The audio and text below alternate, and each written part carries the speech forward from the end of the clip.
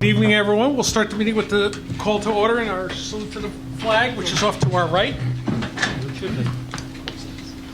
pledge allegiance to the flag of the United States of America and to the republic for which it stands, one nation, under God, indivisible, with liberty and justice for all. Good evening, everyone. As we all know, Mr. Pellegrino is on a business trip, so he will not be attending tonight.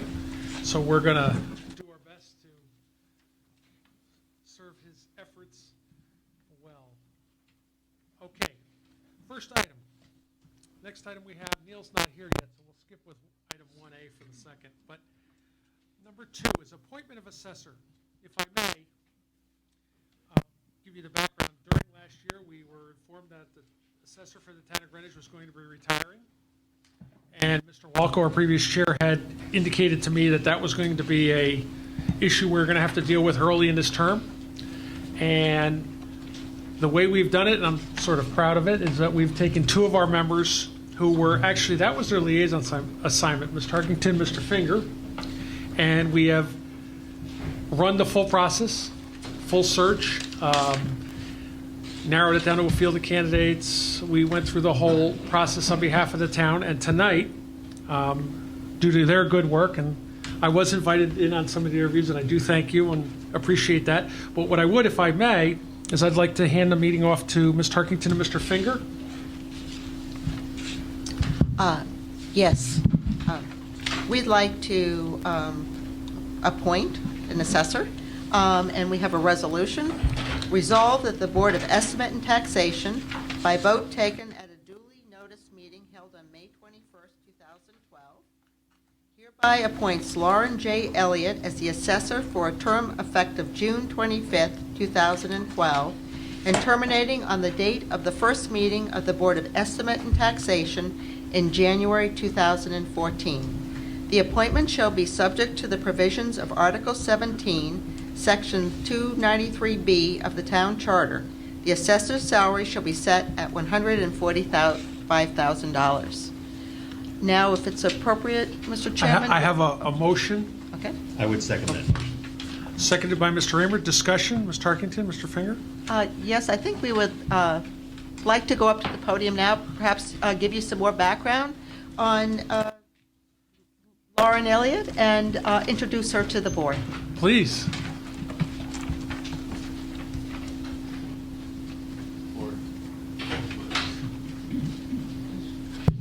It's working. It works. So we'd like to introduce Lauren Elliott, and we're very pleased that she has, with us this evening. And so we look for your vote very shortly. But let me give you some additional information that we will, as appropriate, release in a press release, timely if it, things go as we hope. Lauren Elliott brings to the town a wealth of professional experience in the assessment and valuation of properties and property tax issues. She has managed her own firm specializing in regional property tax consulting throughout New England. She also, from 2007 to 2010, she was employed by a nationally recognized full-service property tax firm where she was director of the Northeast region, responsible for real estate and personal property tax appeals for the, again, for the Northeast region. Previously, she was the owner of a consulting firm that provided townwide revaluations for communities throughout Massachusetts, Connecticut, New Hampshire, and New York. From 2002 and 2007, Lauren Elliott served as the assessor for the city of Portsmouth, New Hampshire. Between 1993 and 2002, she served as the assessor for the town of Canaan, town of Salisbury, and town of Goshen, Connecticut. Ms. Elliott is an attorney with a proven track record in litigation of ad valorem taxation in cases involving state and local governments, and has served as an expert witness on property tax issues for the past 20-plus years. Lauren received a Bachelor of Arts from Wheaton College and her law degree and Master of Laws in Estate Planning and Elder Law from the Western New England School of Law. She is a member of the Massachusetts Bar Association and the International Association of Assessing Officers. We have more information on her, which we'll be happy to share with, this board and the public with this release, if that's appropriate. Would you like to talk a little bit about our process, or are we? Sure. Lauren stands here as the selected candidate after a lengthy search process. Search process began in December with a posting on various assessor association websites, and we, because of the time frames, we didn't feel at that time that there was a large enough response. Although I will say that Lauren did respond to that initial posting. We reposted again in the Assessor Trade Association journals and online vehicles. We also posted through the, I think, Hartford newspaper, Hartford Courant. and there might have been one other, maybe Wall Street Journal Online. Wall Street Journal Online. Wall Street New York Times Online. We received quite a few other applications at the time. We narrowed that down to about 4 or 5. We then had a process where both Ms. Tarkington and I, along with other members of the town, John Crary and Peter Minarski, and a technical consultant who was the assessor of the town of Rye, who helped us out. We had a full day of interviews. Through that interview process, we then narrowed our choices down to 2 individuals. We had a second round of interviews. Again, Ms. Tarkington and myself. We were joined at that time by Peter Tessie, by Mike Mason, and Mary Pepe, who at that time was the new director of HR. And out of that interview process, we felt that we had a very strong candidate in Lauren Elliott, and we made an offer to Lauren, and we are very happy that she accepted, and hopefully within the next few minutes she will officially be appointed by this body as the next assessor for the town of Greenwich. Before I open it up to questions, I cannot tell you the work that the 2 of you have done on behalf of this board is just amazing. I was copied on every email. I knew what was going on. I knew when the meetings were going on. The HR department, my thanks go to you for all your hard work and emails. It was just amazing. With that, questions? Come on, Mr. Raymer. Well, nothing except for a word of welcome. I mean, we just don't do this. We haven't done this in 3 weeks, haven't appointed an assessor. No, all kidding aside. With that, I will call for a vote on the resolution before us. Moved by Ms. Tarkington, second by Mr. Raymer. All those in favor? Aye. Aye. I jumped in again. Aye. Opposed? You have just been voted in as the assessor for the town of Greenwich. Thank you very much. 11-0-0. Mr. Chairman, could we, just because I see that Neil Victor has come in, I know he's a stickler for accuracy on his articles. I wonder if perhaps we have any copies of the handbook? Yes. Which one? There's a press release that, I'm sorry, Ms. Tarkington has for you, and also there's another document here I have for you too. So, again, welcome. Thank you very much. I just want to thank especially Leslie and Bill. And it is truly an honor to have been selected to be your assessor here in town. And I look forward to starting on June 25th. And I hope I'll see you all then. Thank you again. Thank you so much. Thank you very, very much. Welcome. Mike, Finger? Before Leslie and I sit down, just want to take this opportunity to thank Mary Jo and HR, who was spearheaded this effort, was really very supportive and instrumental in coordinating and making sure that Leslie and I did everything right, and hopefully we didn't do anything wrong. Stayed out of trouble, right? And also, again, we've thanked him before. I again want to recognize and thank Bob Shipman for the outstanding job that he has done. Yes. And will continue to do in the role as acting assessor. Again, my my thanks, Peter Minarski, Peter Tessie. I mean, your help on this was amazing. I think it was really amazing to have the assessor from Rye jump in and be part of this also. I think that was another, again, a very well-done process. So thank you very much. And Mr. Shipman, thank you again. You have done a wonderful service for us, and I know we're now you're back up to full strength, so you can really go to it. That brings us back to item 1A. Mr. Johnson? Yeah, Mr. Chairman, it's come to my attention that a member of the press present in this room has requested that, if at all possible, this meeting end at about the time that the Rangers hockey game is about to begin. So maybe not a motion, but I'd like to suggest we try to wrap up business so that Mr. Digger could get back to the hockey game. I see that as a very viable thing for you. And we don't do that too often, so that's one for the record book. Okay, moving on. Still have a full night ahead of us. Non-routine applications. I will call on Mr. Finger from the Budget Committee for RF3. I'm sorry. I take that back. I will call on Mr. Bedrosian from our Investment Committee. I'm sorry. Thank you, Mr. Chairman. RF3 is from the Retirement Department.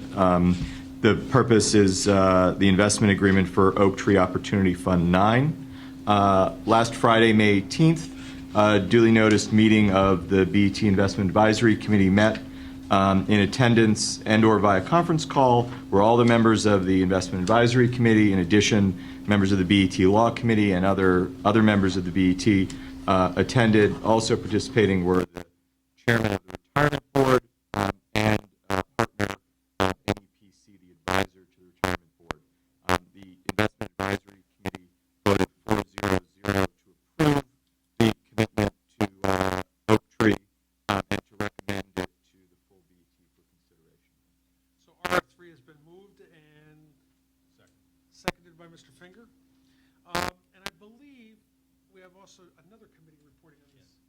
Mr. Raver, on behalf of the Law Committee?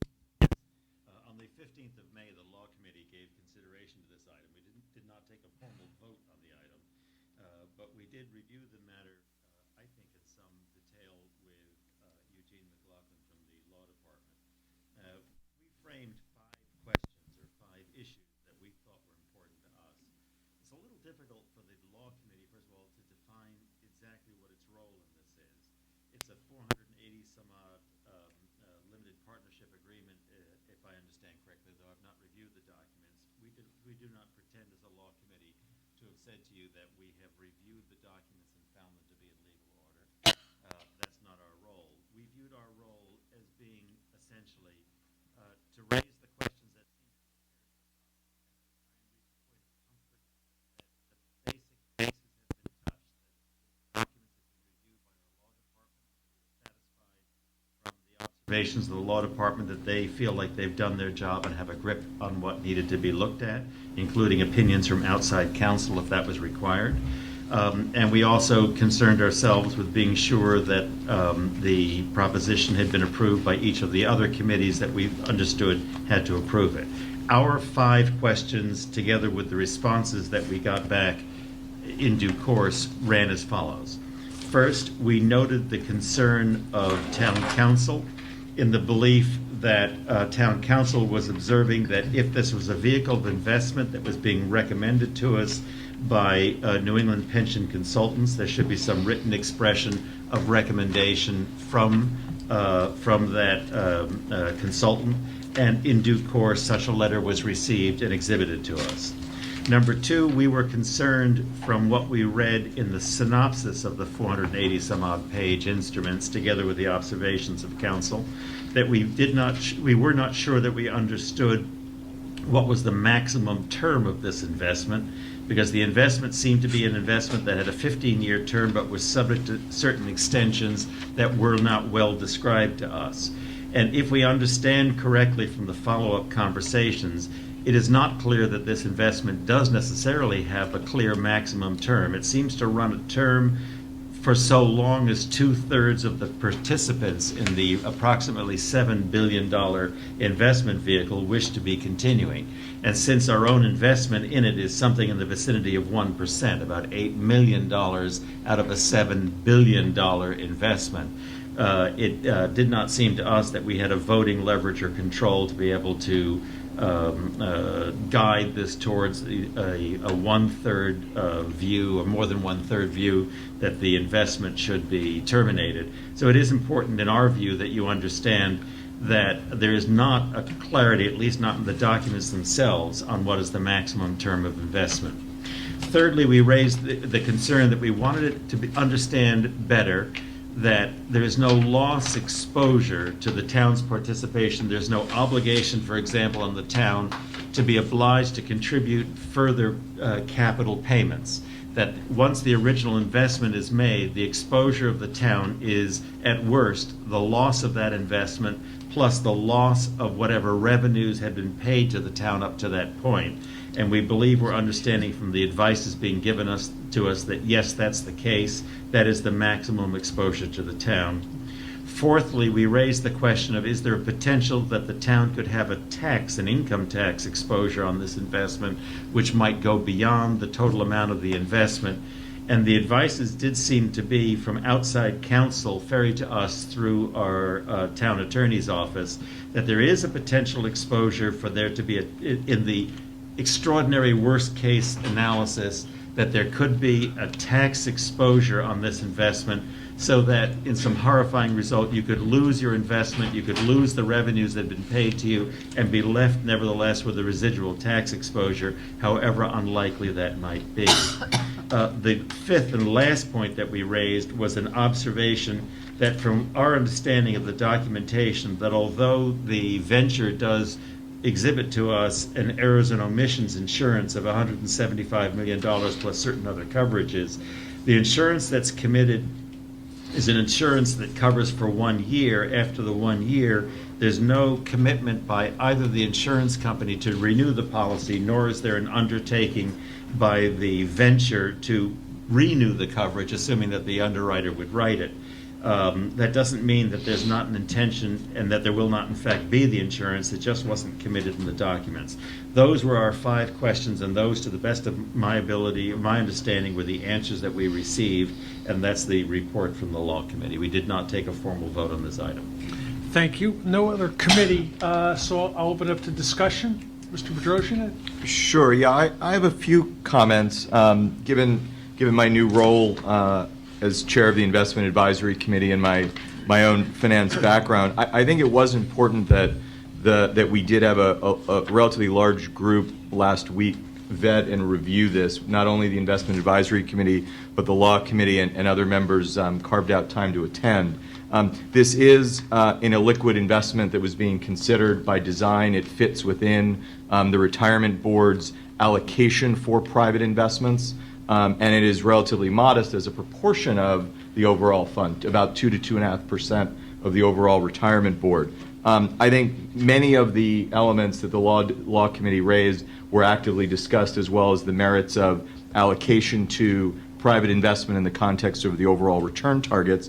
I would like to add and comment that Oaktree was one of 17 or more funds reviewed by and vetted by the Investment Advisory Committee on behalf of the Retirement Board. Oaktree is a very well-known, well-regarded blue-chip investment management firm from my own personal perspective, publicly traded in the New York Stock Exchange, headquartered in Los Angeles with 600 employees managing over $80 billion of capital. And if one looks back at their historic returns going back from 1989 through to 2011, they've returned net of fees to investors north of 18%. The target for this type of vehicle from the town's perspective is more in the 12 to 15% category, and it fits within the private portfolio to complement many of the other liquid equity and debt investments within the portfolio. It was an actively discussed hour-and-a-half meeting where various views were shared, and there may be other members of the BET that wish to share some of their thoughts as well in that context. Thank you. Wow, there's a new committee chair coming out of that. Okay, any other discussion? Sean had his hand up first, and I'm sorry, Mr. Godric, and then Mr. Tarkington. Yeah, I would say that my approval of this particular investment is based on very narrow grounds, that it's a reputable firm that is running this, that the law, our legal advisors for the town and our law committee saw no problem with it. I must say that I am a little bit concerned about how this structure works. The retirement board is independent, and they are free to invest those assets as they feel.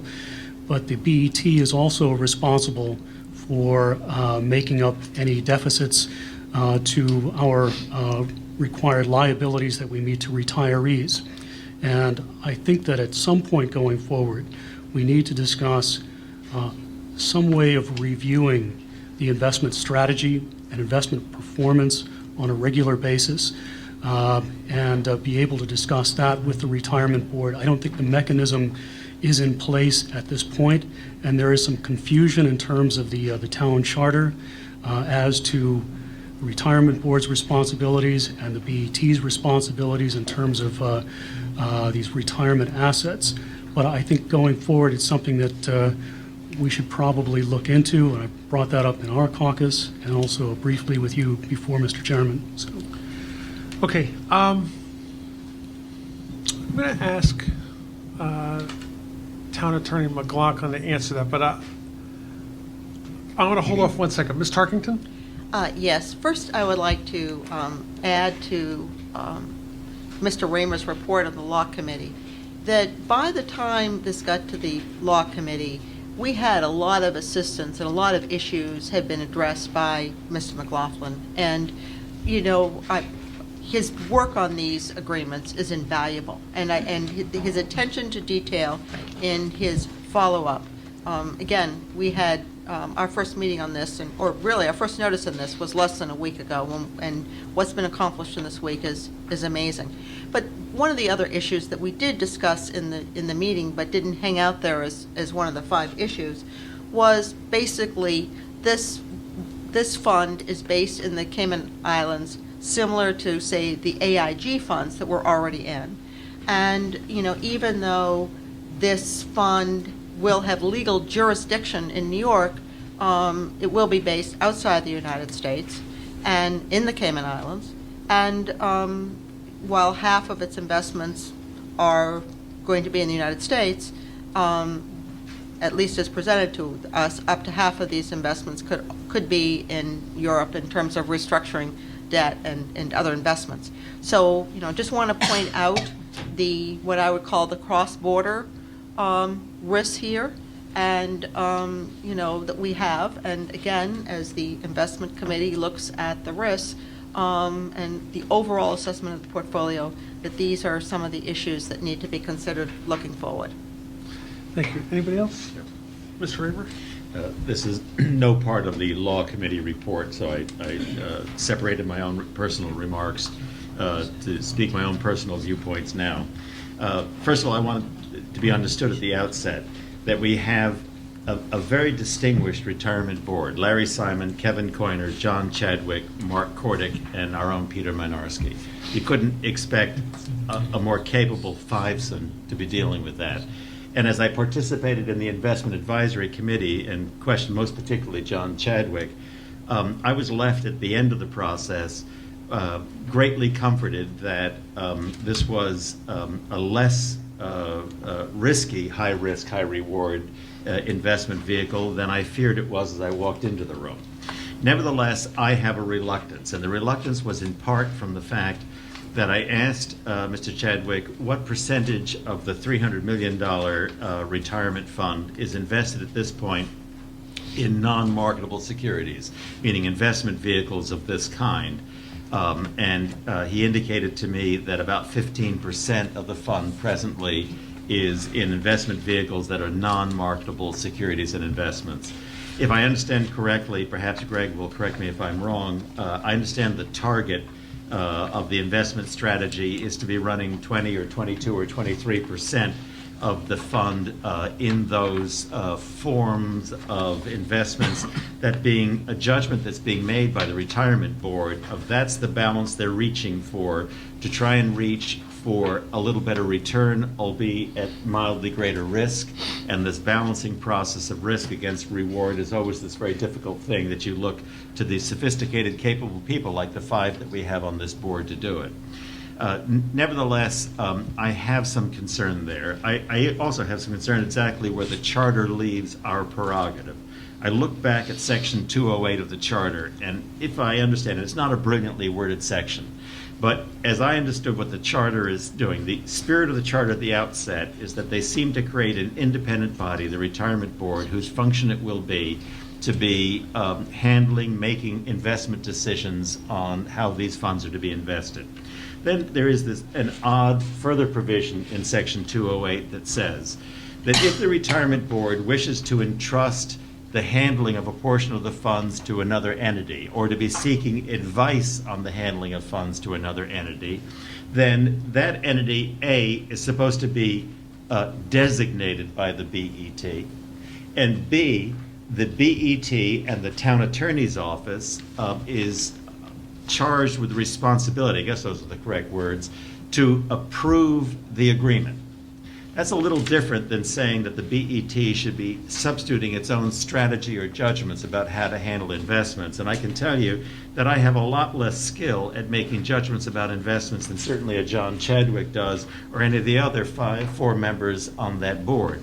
Nevertheless, for me personally, I am feeling an ill ease about 20 to 23% of our pension fund being in my characterization, high risk, high reward vehicles of investment. And I will probably vote against this this particular investment. I may be the only person who does so. And I'll do so only because I have an ill ease with that strategy of that kind of a percentage. I have a further ill ease with whether or not I even have the prerogative to be making that judgment, because I'm not sure that the charter is looking for me to making portfolio judgment type votes. But nevertheless, I'm charged with responsibility to make the vote. Part of the vote is on the agreement. And if I have a substantial ill ease about the strategy of up to 23% or whatever the strategy is in non-marketable, high-risk, high-reward investments, I have no other way to articulate it except to make these silly speeches and then to cast a vote against the agreement. And that's my plan to do so. Okay, with that, I'm going to ask Sorry. our own Mr. Gene McLaughlin from the Town Law Department to, I have here's my perspective, maybe you can help me phrase my questions. From a brand new perspective, BET member, we're questioning, are we the cart or the horse, in my way of putting it, and I hear Mr. Raymer's report. I think there's always going to be questions about the investment, where it is. That I can't. But I think from a BET point of view, I think we're obligated under the charter, under the specific section that Mr. Raymer's talking about, that we have to approve this contract. Yes, I don't think that section of the charter tells us whether we agree with it or not, but maybe whether we approve the contract. I think I'll go back to section 1 of the charter. We have a financial authority for all affairs of the town, and if we did not like the content for the financial strategy, we could be in a position where we could not vote in favor of a contract for that reason, as well as if the contract had legal language that wasn't acceptable. Am I close? I think you're right on. The provision of the charter puts the BET in an oversight role to the retirement board. And there may be some tension in that, as there is in any oversight board, about what your role is. Is it strictly legal? I don't think so. Is it also substantive with regard to the agreement? I think it's a combination of those, because this board is ultimately responsible for committing the appropriations if the investments do not work out, to raising appropriations to make the retirement fund solvent. So the language of the charter says that when the retirement board decides to enter into, chooses an entity in which to invest funds under an agreement, as this is a limited partnership agreement, it is subject not only to the retirement board approval, but it is also subject to the approval of the law department and also the Board of Investment Taxation. So you can see in the design of that, the intent is that there is an oversight that this board has comfort with the substance of the agreement in which it is entering into, in terms of the term, financial controls, so forth and so on that are set forth in the agreement, as I've outlined in a memo to the law committee, I think what you were copied on. So you do have a role that goes beyond the strict legal sense in terms of the substance of the agreement. Thank you. Yeah. Mr. Minarski, Peter, you're on the retirement board. Anything from a retirement board point of view about the concerns of the investment strategy where the offshore, I've heard maybe more on our next item, but I would look for your, obviously you're a dual role. Obviously you're the, chief financial officer of our town. And also at the same token, you're on a retirement board. So help me, if maybe not the rest of the board. I'm going to try to answer, and it's my opinion. I'm not speaking for the retirement board. That rule is Chairman John Chadwick. Let me go back a little bit. We had 8.5% investment interest rate assumption a couple years ago. And one of the things, obviously we had the 2007, 2008 economic downturn that really hurt the retirement board as far as the investments. We went from the high 350, 360s down to about $260 million, which had a direct impact on the ARC, which is the appropriation that Mr. Attorney McLaughlin was referring to, the annual required contribution. So there was an impact there. So we were looking at an 8.5% interest rate assumption and the economic downturn. The philosophy was that we couldn't get 8.5% with the basic traditional domestic and domestic international equity and fixed income approach that we had. We did two things. First of all, we went to a lot index funds to save money, and two, we wanted to change the strategy of the retirement board and move into the area of alternative investments. We set a target allocation of 20 to 22%. So what we've been doing over the last few years, and you've seen the agreements come before you, was move this way. And we were getting to the end of it, and two of the investments that were coming through happened to be the one tonight for Oak Tree, and the one that is going to be deferred to next month is the Apollo. What it did was it raised concerns in two areas. Number one is the risk involved. I know, having sat through that meeting led by Chairman Petrosian, with Leslie and Art, there was a number of risks in the area of interest rates, investment rate risk, currency risk, political risk, et cetera, and there was concerns in that area. All of that was vetted through the process. When NEPC brought it forward and the retirement board looked at that, as chairman, as the chairman of the investment committee, Petrosian said, there was a number of vehicles that we looked at, and we came down to two or three of them where we actually met head to head, and we selected these two as the final two. So there were concerns, and the retirement board looked at them concerns.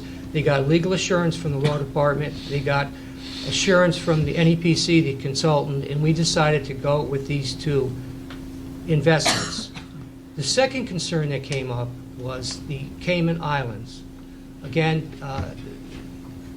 this is an area where I'm not qualified, not having worked in the area of investment management or in the field of Wall Street. The comments that were made by the Chairman Chadwick was that it's become more and more common in vehicles of this area to enter into agreements of this type, which involve partnerships in the Cayman Islands. These were repeated and echoed by Doug Mosley, NEPC, as far as he mentioned that a large majority of his clients use this type of arrangement.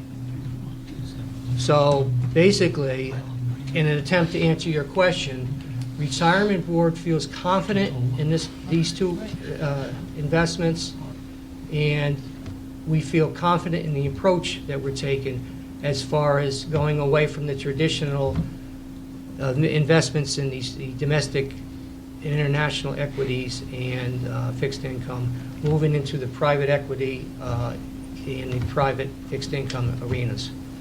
Now, two things. I hope I answered your question. Yes. Number two, the people who are there, I hope I didn't misspeak for others, because I did quote No, others. no.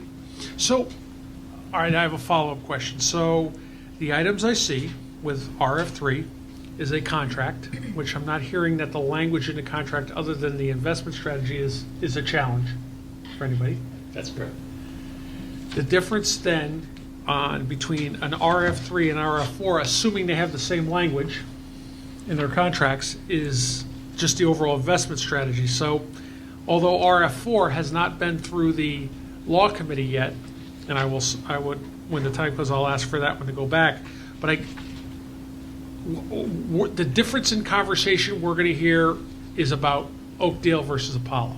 It's not going to be anything to do with contract or language or anything else, correct? I just want to summarize, because I want to make sure we send this item out with our concerns. You know, if we vote it up, we still may have concerns on the second item. If we vote it down, I want to make sure we have a very clear message to the retirement board what our concerns are. Yeah, and just, it wasn't in the motion, or it's not listed, the dollar amount. The first with Oak Tree is up to $8 million. Got it. So it's, as Chairman Bedrosian said, it's only 2 to 2.5% of the fund. And the next one, which you'll be discussing next month, is up to $4 million. So you're only looking at exposure, in this case, of 2% of the retirement fund. Okay. All right. Thank you very much. Any other? Mr. Norton? Yes, Mr. Chairman, I'll make two comments. One is, I think that this discussion has the potential to confuse the strategy, both of the retirement board as well as the strategy with which this board is comfortable. When you combine that conflicted with the rates of return which the retirement board is attempting to get based upon both the mandatory or the ORC that has to be done every year, as well as our responsibility as the fiduciaries for the town of Greenwich. And the second point I'd like to make relates to this particular fund. A comment was made earlier, what percentage of the fund we will be investing in. When I look at the information that was provided to us, in the previous fund, they had $4.5 billion raised. We don't know, and I don't know from this information what the objective is to the amount of monies to be raised, but an $8 million participation on a $4.5 billion is not 1%, but it's a fraction of 1%. Okay. With that, any other discussion? I'm actually going to call for the vote on this. Depending on the vote, I may have a comment for the retirement board for you, but RF3, okay.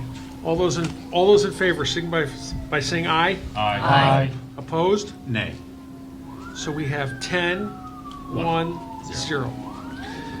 Thank you. RF4, here's my thought. RF4 has to go back before the law committee, so I'm kind of asking the investment committee chair and Mr. Minarski, if I understood this right, we're nervous about the investment strategy. This one seemed to pass. The next one seems to have maybe a little more concern or not. I'm not really sure, but by the time we get to June, I just want to make sure we have as many people comfortable on this as we can, and we need to take the steps to be there with that.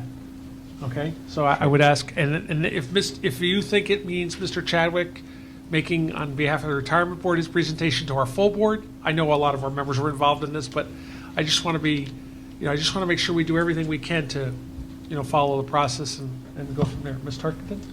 Yeah. I'd like to add, as many know, I come from the corporate finance investment banking world, and it's unusual for, we'll call it the law committee or the legal, to come before the business deal. And it really would be constructive, really, for the investment committee to meet prior to the law committee and give us feedback so that we really know how and the issues that we should be addressing in the law committee.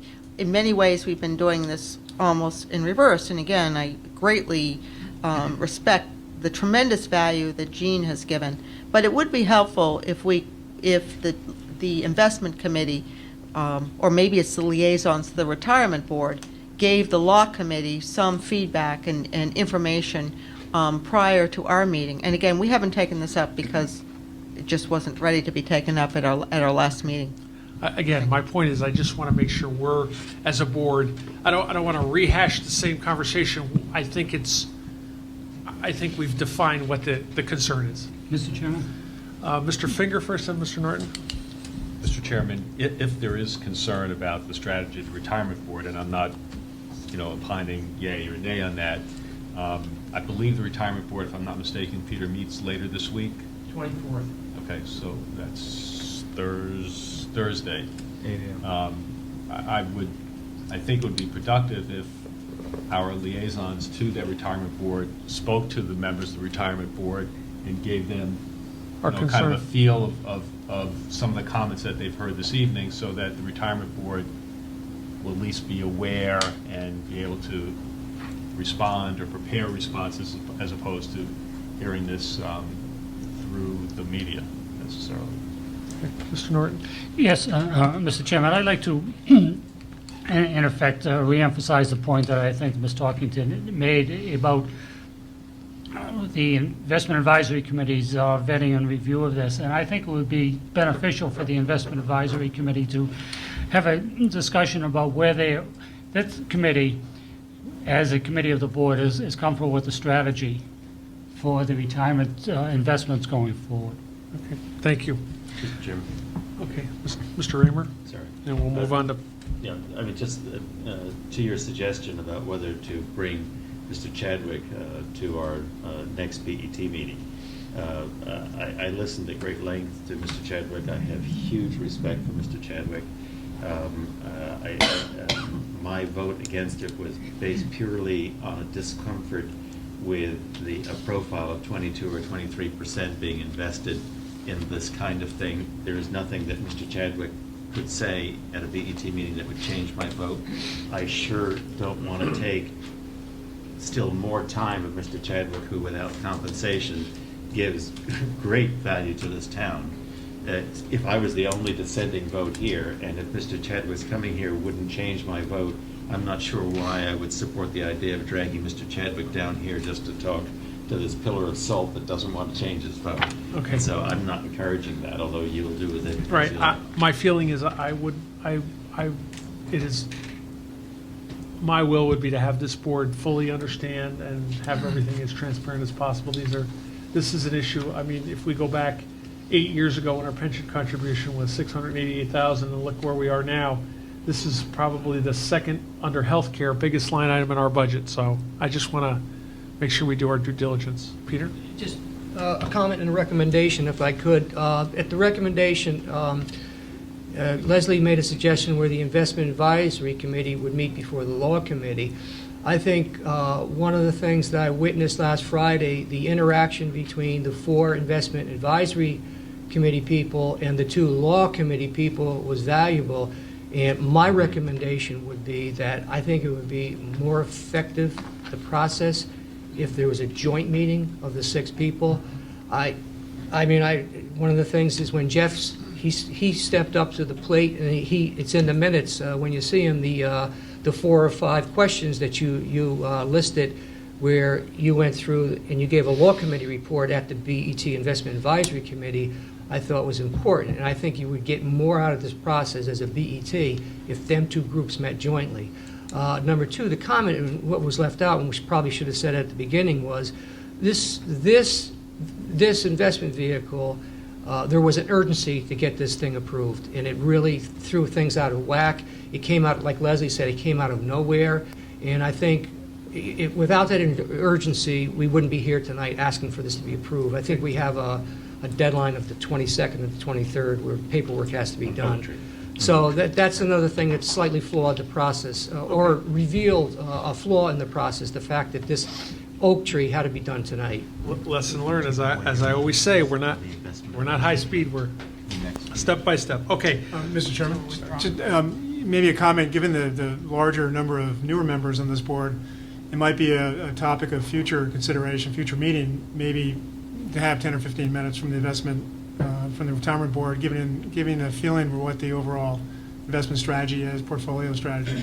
Might be good background for us. that's my thought. I see a lack of, we're not connected with them, we're not touching them per se, and we're not getting that warm and fuzzy, and I think that's why I suggested that before. But I appreciate that. So RF4 will be on next month's agenda. PR2, Director Joe Siciliano. Good evening. Sorry to go through that with you, but This is the disaster that just keeps on giving. just 1 second. I just need to do one little housekeeping thing. I will entertain a motion that RF4 be postponed until our June meeting. So moved. Moved and seconded. Discussion? All in favor? Aye. Opposed? Thank you. Sorry. Just here to request a transfer of $12,030. This is an internal transfer from my internal accounts.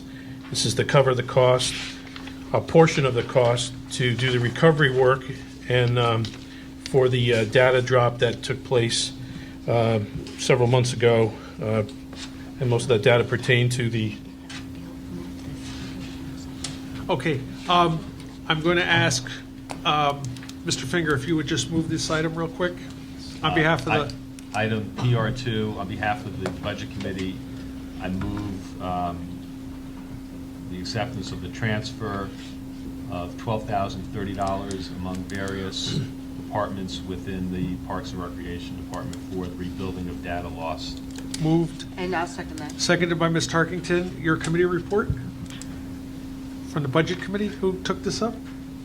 Yes, Mr. Chairman, at the Budget Committee meeting last week, we reviewed this transfer request. Mr. Siciliano made a presentation, and as he was beginning to say, this results from a data loss that occurred when the town servers, during a data backup process by the IT department, there was a significant amount of data that was lost within the Parks and Recreation Department, and they needed to rebuild that by re-entering all the information that had been lost. It took approximately 909 hours of labor, total value of $25,954. As I believe Mr. Siciliano was going to indicate, the department forecasts that it can absorb the total cost of this transfer or this rebuilding of the system and the data. But to do so, they need to transfer funds among various org codes within the department. And as indicated, the motion before us would authorize the transfer of $12,030 to the various indicated departments within the Parks and Rec. The Budget Committee approved this transfer request 4-0-0. Thank you very much. nothing more to say. I have a question.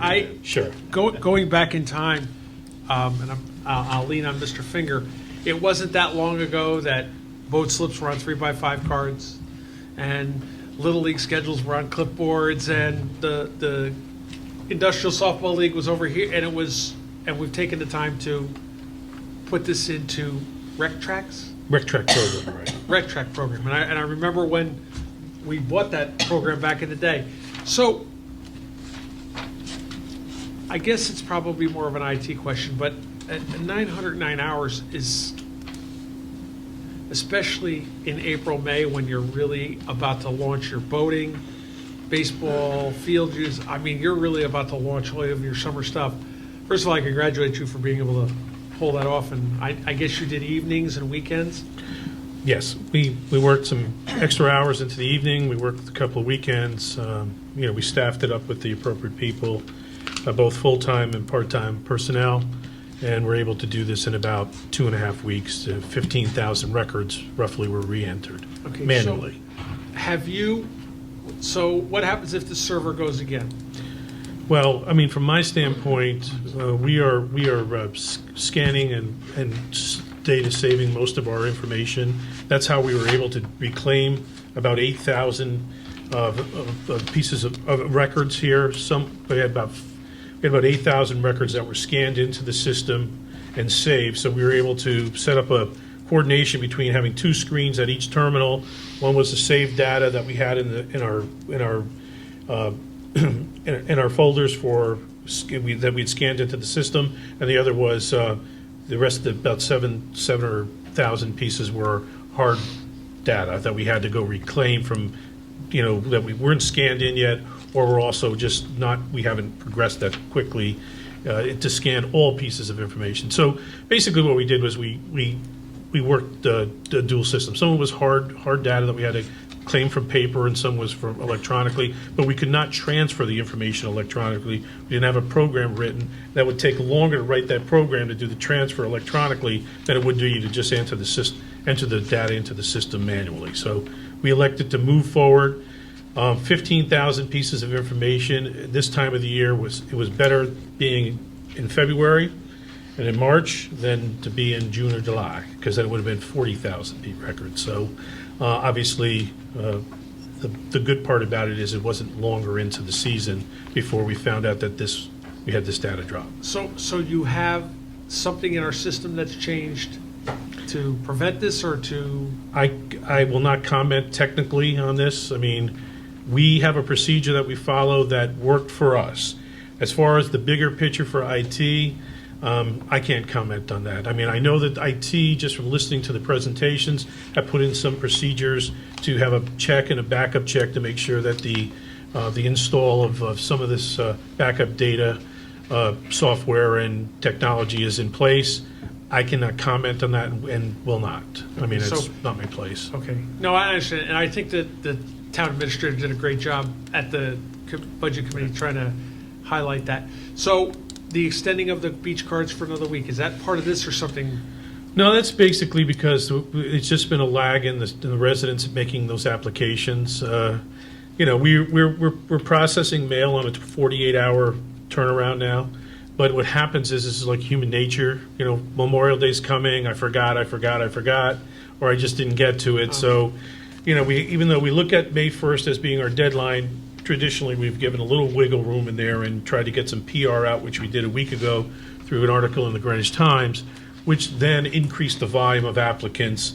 Now we're moving into Memorial Day. We'll have a similar situation this week where people will just haven't gotten around to it. So we're going to be pressing, folks to kind of get their applications in so that we can turn them around. There will be a point, as of this afternoon, if we received your application today, it would be back out to you in 48 hours. So, but come Wednesday or Thursday, when we get right up against the holiday, obviously we've missed that turnaround time. You're out of luck. So we've done our best to try to notify residents to that they need to think about it a little bit more ahead of time. So, Well, thank you again. okay. Any other comments, questions? Thank you. Okay. Please thank your staff for that time of the year. Okay, PR2. No, vote. I am, PR2. All those in favor? Aye. Opposed? 11-0. Routine application. At this time, I will call on our clerk for our routine applications for the evening. Mr. Chairman, I'd like to move 3 routine applications. PS1, parking services for $100 to increase cash working funds. PD7, police department for $4,995 for software. And PD8, police department, $1,950 to establish petty cash. The items have been moved on behalf of our clerk. Discussion? Seconded by Ms. Tarkington. Discussion? Mr. Chairman, I Mr. Norton? indicate that the, actually PD8 is a result of the audit that was done on the petty cash and working cash funds. And actually, it's not established, it's increased petty cash to 3,000. Got it. So, But the number's right. got it. So I'm going to quickly ask everybody, So it's not establish petty cash, it's increase petty cash to 3K. Buy one, like 1,500, 1950. Okay? Any questions on that, so we're all clear on that? Okay, on our routine items, all those in favor? Aye. Opposed? I'm going to put down 11-0 as corrected. Thank you. Item number 5, assessor's report. We all have our assessor's report. By the way, I will make an admission that I am on paper tonight. I just didn't have the courage to go electronic yet. But look at Roland over there. We'll get to that in a few minutes on that committee report. We'll get to that. So we have an assessor's report in front of us. So, Miss Elliott, I have 14 questions for you. No. See, we have to smile. It's good medicine. I will entertain a motion if there's any questions, but other than that, I'll entertain a motion that we accept. Move that we accept the assessor's report. Second. Moved by Ms. Tarkington, seconded by Mr. Finger. All those in favor? Aye. Opposed? Mr. Shipman, thank you. Let me just stay somewhat organized here. Moving on. Controller's report. Mr. Minarski. Good evening, Mr. Chairman, BET members. Just one slight amendment has been previously discussed in the discussion on the two investments for Oak Tree and Apollo. One of the dangers of writing a controller's report before a meeting is that you hope that you get it right. On the second paragraph on the retirement board, I make a statement that these two documents had been reviewed and approved by the BET Law Committee and the BET Investment Advisory Committee. I was under the impression that they were moving on a parallel path and had gone through the Law Committee. The Apollo was not reviewed by the Law Committee, so I would like to amend my report to say that only the Oak Tree investment was approved by the Retirement Board, the Law Committee, reviewed by the Law Committee, and the BET Investment Advisory, and tonight you approved that. Just speaking in general on the Controller's report, there's been a lot of change in the Controller's report over the first 4 months, calendar months of this year. We've hired a new risk manager. We've hired a new internal auditor, and as reflected in the Controller's report, we've hired a replacement for Anthony Giovannone, who you remember from last year was promoted and went to the Board of Education, and we've got a valuable employee that worked in the Human Resources Department, took his place a couple of weeks ago, Maureen Tracy, reporting directly to Roland Geiger, the budget director, and we're in the process of, we've made an offer to hire the workers' compensation technician, and hopefully we'll have somebody on board. So it's been dramatic, and we've only got like 16 people in the department. We've had 4 replacements in 4 or 5 months. Having said all of that, I'll take any other questions on the controller's report. Move to accept? I have a motion from Mr. Norton to accept the controller's report. Second. Seconded by Mr. Rainber. I'll get to it in my chairman's report, but I don't think you... The GFOA certificate? No, well, I was just going to say, I think we should pay attention to that. I'd like to hide it in the back. I think we ought to recognize that there's a little bit of an award here. For excellence in financial reporting has been awarded to the town of Greenwich, so I think that goes to your department. And all the credit, as I've said, for the last 8 years, I've been here 8 years, I've been through 8 audits. I commend, and like I said, the credit goes to my staff, led by Roland Geiger, Mary Walzakowski, who works directly with the auditors, and Kathleen Murphy and her crew over there. It's a team effort, and as Art knows, Art and his crew from the audit committee oversee the hiring of the auditors and making sure that it's done in a timely manner, and they're also part of the process. So the credit goes to everybody as far as the audit committee and the staff in the finance department. And I can say that we told our new auditors that if they fall down on this, they're gone. As you know, the auditors are working every day right now in That's why we put 3 option years in there.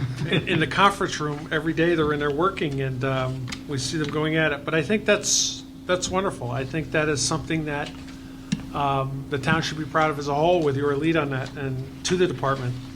And with that, and I'll get to this probably a little bit later, I think you're missing 16 pages of all the work that you did for the RTM Special Committee, the Special Committee of the Special Committee, the regular committees, the districts, and I don't think that's quite noted in there enough, and I will say that from the many, many emails that I responded to and Ms. Tarkington did, I think that your department was also on board there, and I thank you for that.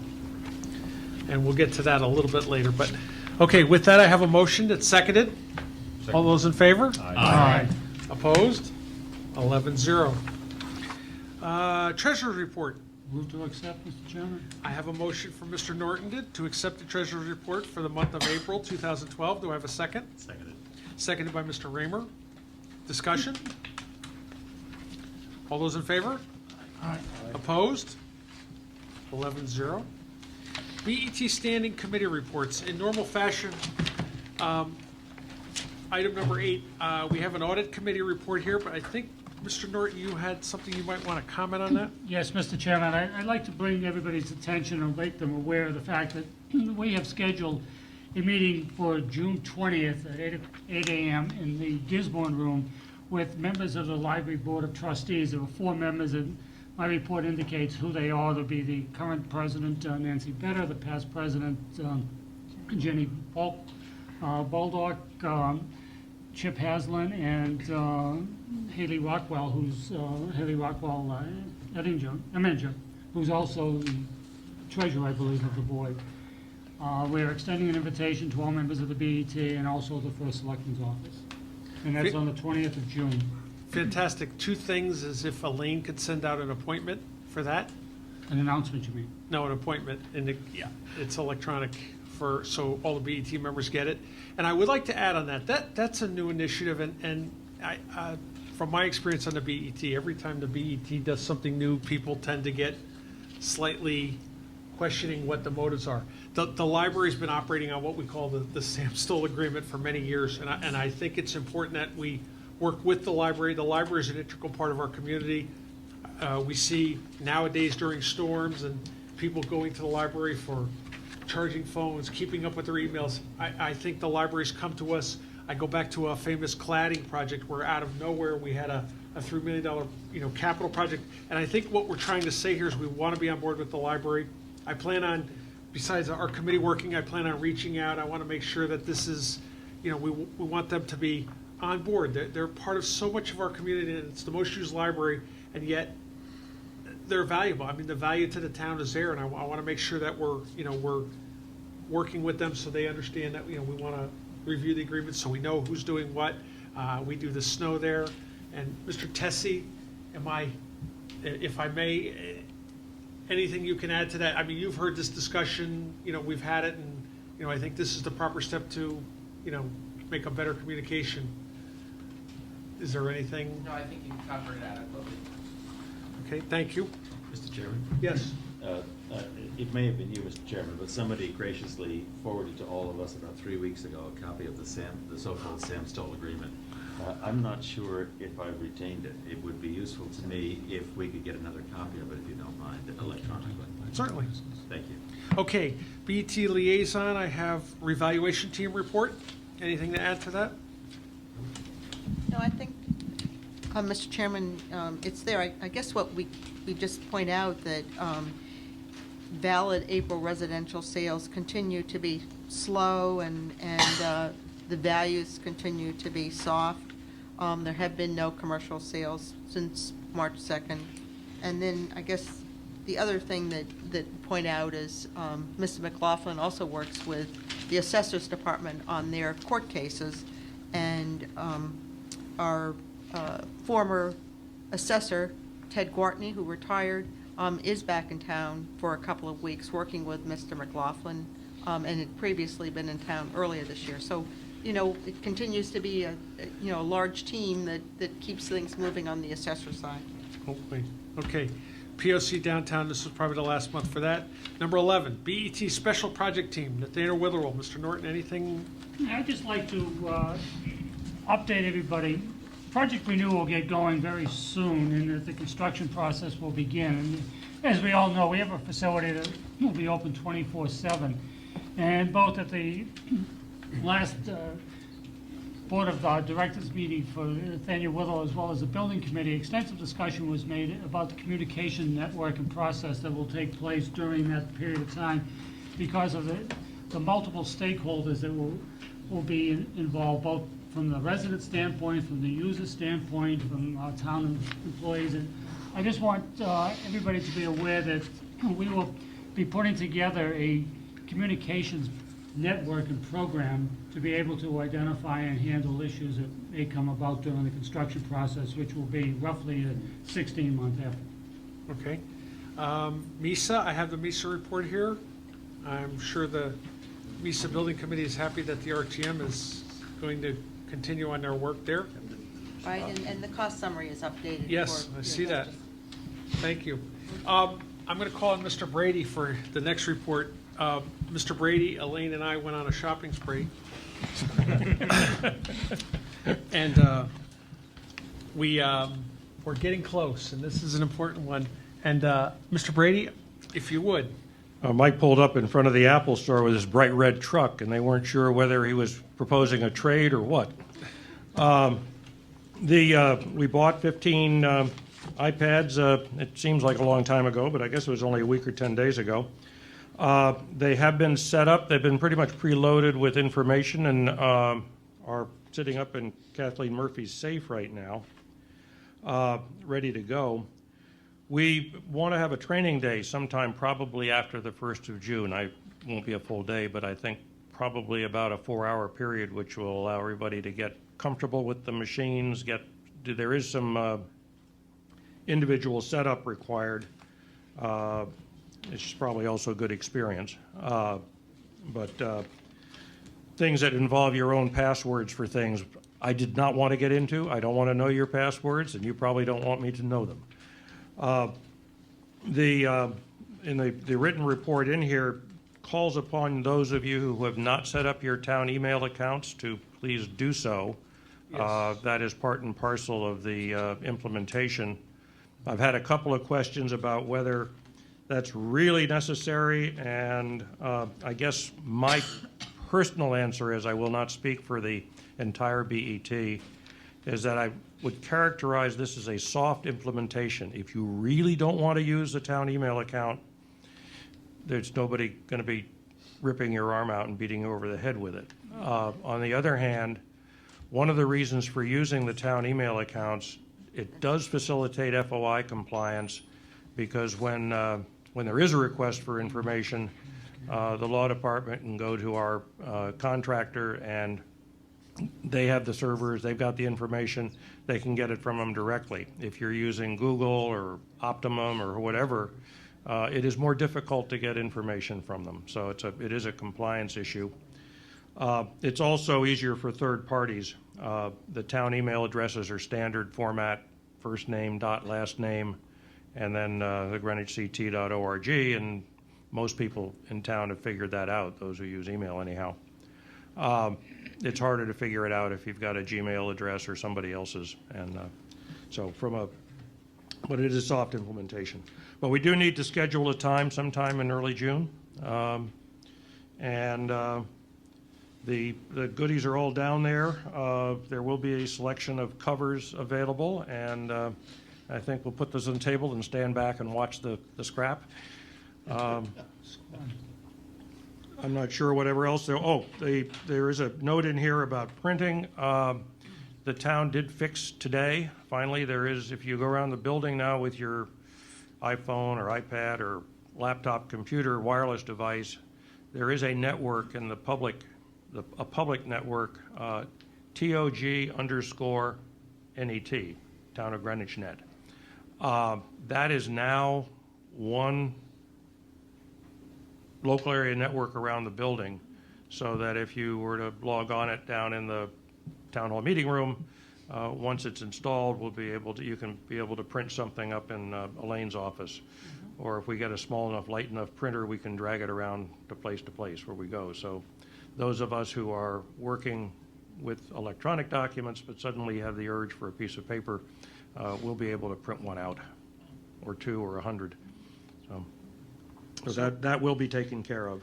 So we know and here's where we are. So we know we need to have a workshop, because it won't be an official meeting, but it'll be a published workshop. I'll be getting an email out to everybody, on some dates. My thought would be to do something, because we're really going to need Elaine, Roland, and Peter to kind of be with us there. I believe we'll try to get the town hall conference room, because we'll be able to have projection, get everybody set up. I have to tell you, even though I did paper this month, I did paper simply because I was out of town for the weekend, but it really works. The RSS feeds, if you go into finance and see how much less paper, the courier service, I mean, what we're spending on it, this is going to be a 12 or 14 month, payback. It's easier to go back and look at documents from prior months. So I think this is going to be an initiative. Does anybody have a preference on any kind of day? I mean, I know I'll send it out. Elaine is going to be out. Elaine is crucial, and we do not Yeah. know her rehabilitation. Surgery on Thursday. Right. Right, yeah. Thursday. Surgery this week. She could be anywhere from 2 to 4 weeks, so. Okay, well, we'll have to go around that if that's the case. I go away the 23rd of June. You're going to have to stop going away. Okay, with that said, please, everybody get your email, your town email set up. It's in your handout how to do it. Yep. I did it. If I can do it, I'm sure anybody can do We it. already have that?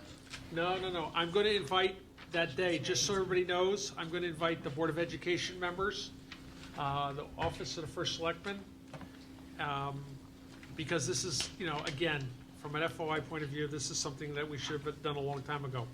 So Mr. Brady has done incredible work setting these up and getting them ready to go. You will have to sign out the iPad like any town employee does, getting a piece of town equipment and all the 72 pages of rules and regulations that go with it. We did buy covers for the iPads. We tried to buy red and blue, but the red costs more money, so I was going to try and get all reds and blues, but no, because what happens is we were trying to, be somewhat cute, but the reds cost more money, so I said no. Notice that it's the red that costs more money. It's the red that costs more money. Okay. Newer ones, I want an upgrade. I'm right behind you. I don't have 4G or whatever you guys do. It's amazing. What's really nice about it is that anytime if you need to go back a meeting or two to look up a document, it's just instantaneous. It's just fast. Yeah, for you. Not only that, but you might want to report this These reports, during believe me, I'm watching. during the RTM. Bob Morgan's gonna write a story. During the RTM committee meetings, one of our BET members who's had a lackluster approach to iPads came running down the hallway to the Public Works Committee carrying an iPad. And I said, we haven't issued those yet. Oh, no, this is great. Look, I've got this here. So we won't mention any names, but I think where there has been resistance, that resistance is going to be diminishing. Ms. Tarkington? Okay. Old business, I have none. New business. Under new business, I will call on Ms. Tarkington on behalf of the Budget Committee we have 3 resolutions before us. And Ms. Tarkington, would you just tell us which order you would like to? Yes, Mr. Chairman, I'll begin with the general fund resolution. Okay. So it's the Town of Greenwich resolution for general fund tax on assessment list of October 1st, 2011 for fiscal year 2012-2013.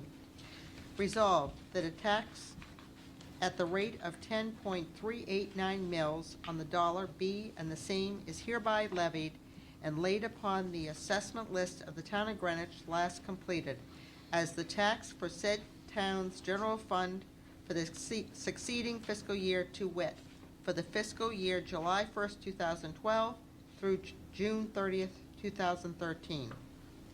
Resolved that the chairman and clerk of the Board of Estimate and Taxation shall forthwith file a certificate of the levying and laying of such tax with the town clerk, who shall record such certificate in the town meeting record book and obtain a receipt from the town clerk that this has been done.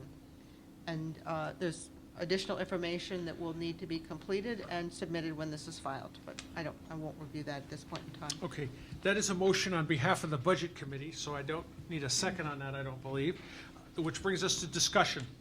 Would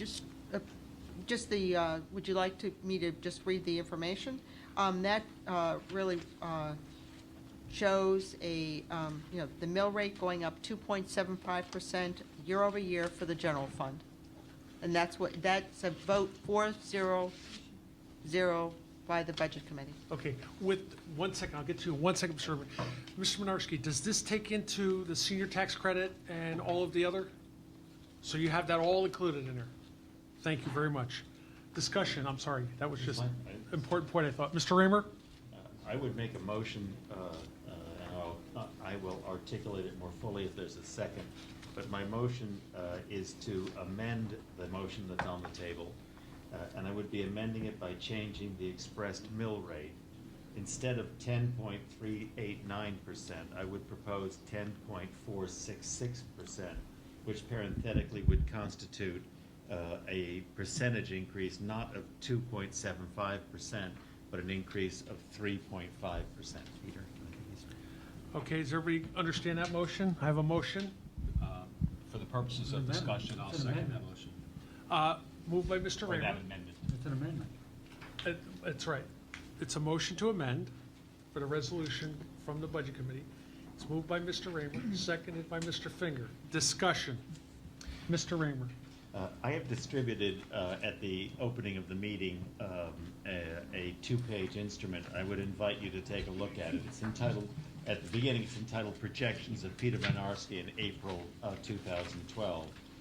Mr. Menarski has indicated to me that actually this was a computation that he made, I believe, in February, but it was something that he presented to the Budget Committee in its April 2012 meeting. All the figures that go across the top half of the page, year by year, are all of the numbers that Mr. Menarski has presented to us.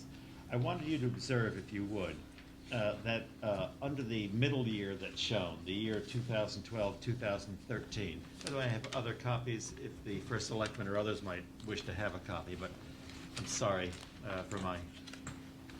Roland, can I give you a replacement for that? Sorry. I have it here.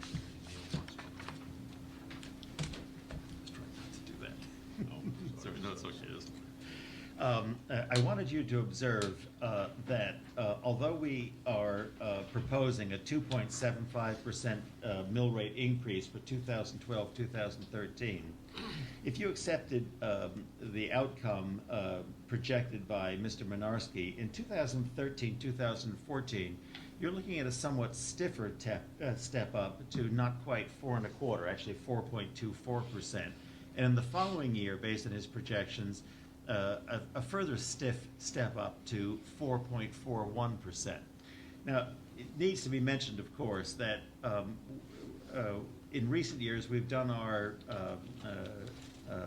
financial stewardship role well, and we have enjoyed the ability to take savings, which were showing themselves in additional fund balance, and apply fund balance and reduction of mill rate. Indeed, in the upcoming year, we're applying $6.9 million in reduction of mill rate, which is partly how we achieved the 2.75%. But nevertheless, assuming Peter's projections for just a moment, if we increased, looking down to the bottom portion, if we increased the mill rate by 3.5%, then you would generate in additional taxes $2.3 million in change. If you take a look on the second page that I've given you, you have a historic perspective of what our mill rates have been. And I extrapolate for you, if it's convenient for you, that we've been running about a 3.5% mill rate increase year by year for about 13 years, with the last couple of years coming in a little bit lower. But 3.5% has been very much a customary mill rate increase. So if we were to do a 3.5% mill rate increase and generate those additional funds, the step up to 2013 to 2014 would in itself be another 3.5%, not because I'm changing any of Mr. Menarski's projected figures for that year, but the degree of step up from a lower figure to a higher figure is less if we pick a more moderate, somewhat higher mill rate increase than this year. And if I take the extra 2.3 and change and apply it in the year following that, 2014, 2015, I can reduce the fairly stiff hit in that year of a 4.41%, not quite down to 3.5, but I get it down to a little bit below 3.7. And so what I'm achieving here is sort of a mill rate smoothing. Mr. Minarski's projected figures in the subsequent years, I've only given you 1 year there, but I'll generalize it saying to you that our projected mill rate increases in the subsequent years tail back down into the high threes. And so we can achieve this continuum of having mill rate increases in the vicinity of 3.5%. I have a second motive, and maybe even a second and third motive.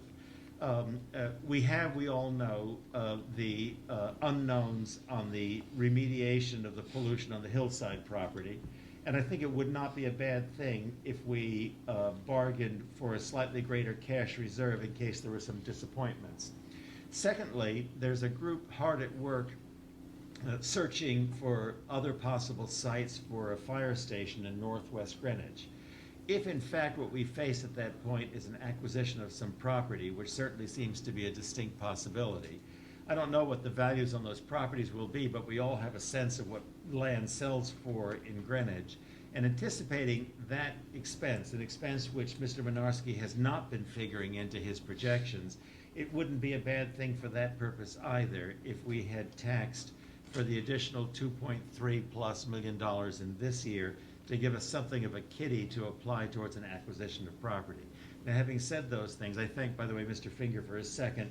I absolve Mr. Finger of any obligation to vote in favor of my proposition. He's only done me the courtesy of giving me the chance to speak by seconding my motion. But I'm proposing an amendment to the motion to achieve a mill rate increase in this year of 3.5%, primarily for the interest of mill rate smoothing and secondarily for the purpose of raising some additional money.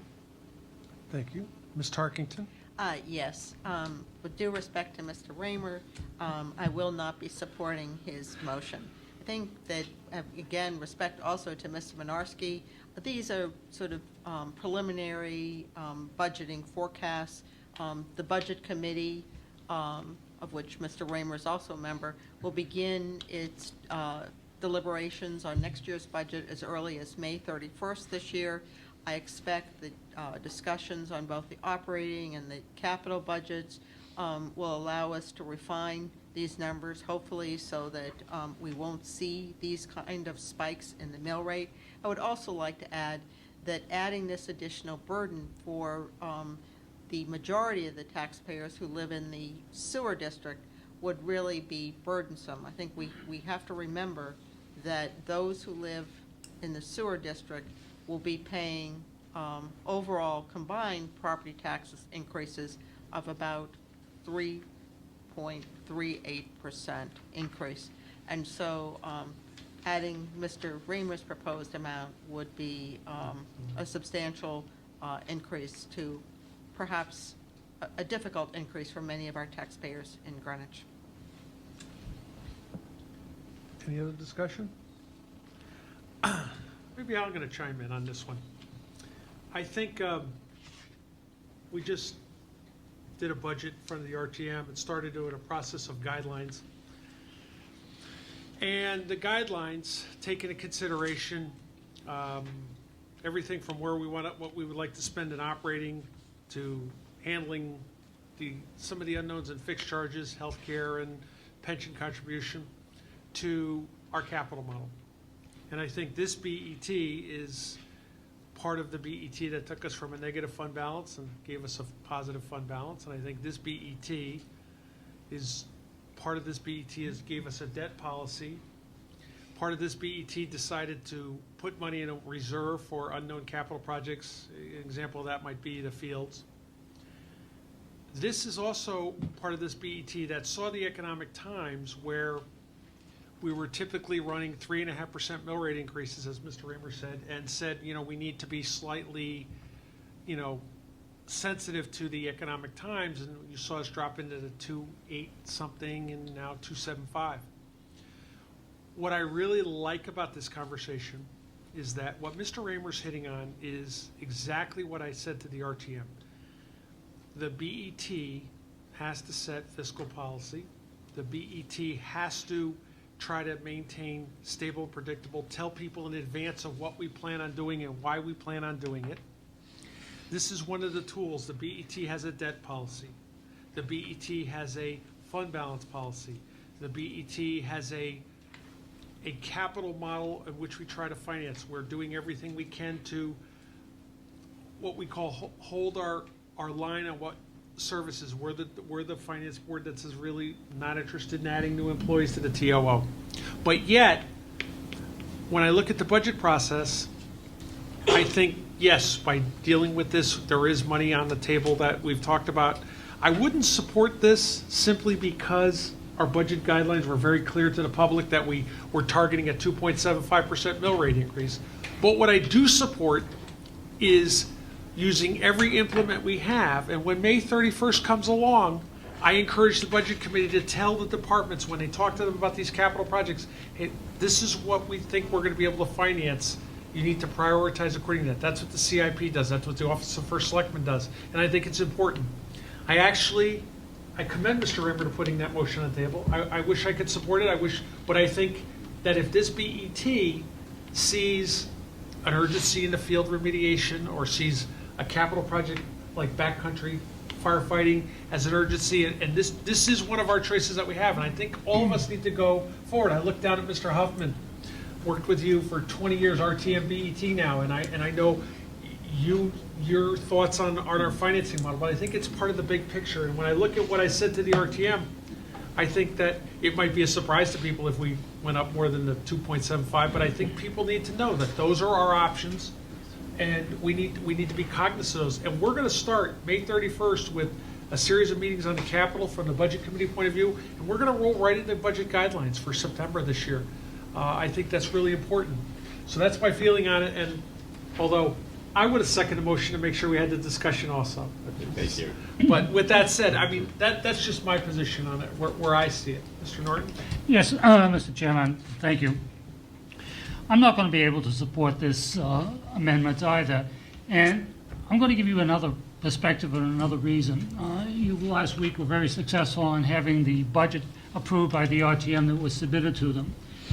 And I believe that the RTM's deliberation last week intended that the mill rate increase would be what it is proposed by Ms. Tarkington, a 2.75% increase. And it seems to me that it's not a good idea that subsequent to that meeting and subsequent to their vote, that we would change what is the expectation of the RTM and recommend a higher mill rate increase than the 2.75 or the one that's been proposed.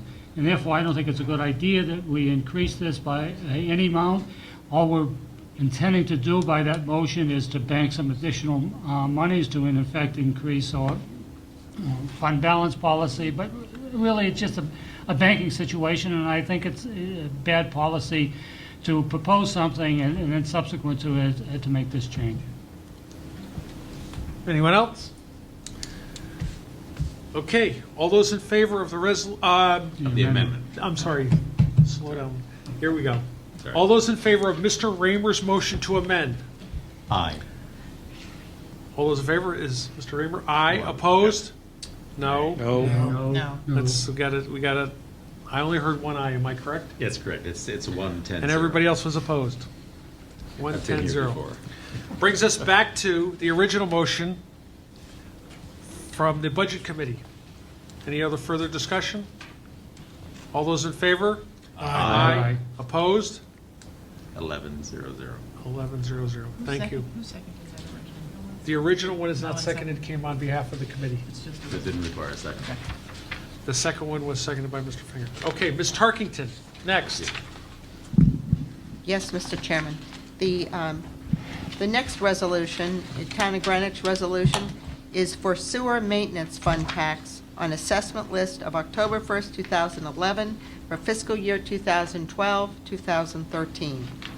Resolved that a tax at the rate of 0.521 mils on the dollar be and the same is hereby levied and laid upon the assessment list of the Town of Greenwich, last completed, as the tax for said town sewer maintenance fund for the succeeding fiscal year to wit, for the fiscal year July 1st, 2012 through June 30th, 2013.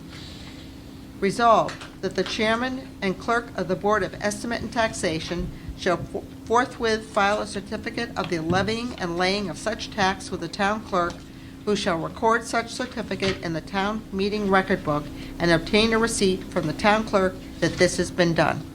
Again, I so move this on behalf of the Budget Committee. Okay, we have a resolution moved on behalf of a committee needing no second. Discussion. Just a brief summary. Again, the Budget Committee approved this mill rate increase 400, and this represents a 17.87% increase in the sewer maintenance tax, and the amount to be financed in the sewer maintenance fund is $9,991,847. Okay. Any further discussion? All those in favor? Aye. Aye. Opposed? 11-0-0. Okay, Ms. Tarkington, our sewer improvement. Yes. Town of Greenwich, resolution for sewer improvement fund tax on assessment list of October 1st, 2011 for fiscal year 2012-2013.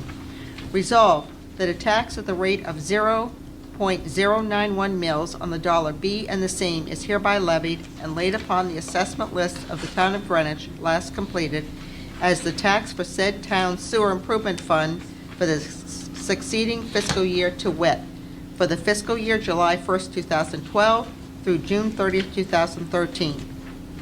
Resolved that the chairman and clerk of the Board of Estimate and Taxation shall forthwith file a certificate of the levying and laying of such tax with the town clerk, who shall record such certificate in the town meeting record book and obtain a receipt from the town clerk for this has been done, that this has been done. And again, I move this on behalf of the Budget Committee. Okay, thank you very much. Discussion. And the vote was 4-0. And, well, I was going to say that next. but- Oh, I'm sorry. But Okay, discussion. do you want, again, this yeah, this was moved upon, Budget Committee voted 400 for this, and the sewer improvement fund increase is a mill rate increase of 3.41%, and the amount to be financed is $9,175,000. Okay. Discussion? All those in favor? Aye. Opposed? Abstaining? 11-0-0. Thank you. Okay, continuing on with new business. Approval of changes to the budget resolutions made by the RTM. Let me just get that out for us here, 1 second. Oh, thank you very much.